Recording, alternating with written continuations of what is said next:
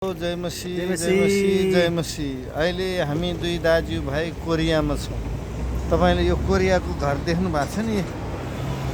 हामी यहाँ छौँ, घुम्दैछौँ कोरियाको सियोल सहरको के भन्छ यो गिम्पूमा हामी भर्खर आइपुग्यौँ।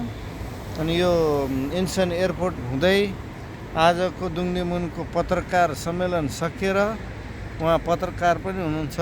हामी दुईजना पास्टरै हौँ, परमेश्वरको काम गर्दै आएको। संसारमा जहाँ गए पनि हामीले परमेश्वरकै काम गर्ने हो। प्रभुको काम चाहिँ मत्ती 28:18 देखि 20 अनुसार जाऊ, सुसमाचार सुनाऊ, चेला बनाऊ, पिता पुत्र र पवित्र आत्माको नाममा बप्तिस्मा देऊ, फेरि पठाऊ भनिएको छ। त्यस कारणले हामी दुईजना यहाँ आइपुगेका छौँ। हामीलाई नि परमेश्वरले पठाउनु भयो। अब यहाँ बसेर हामी परमेश्वरकै काम गर्छौँ। जे हुन्छ प्रभुकै महिमाको लागि हुन्छ। त्यसपछि फेरि हामी यो देशबाट अर्को देश पनि जान सक्छौँ।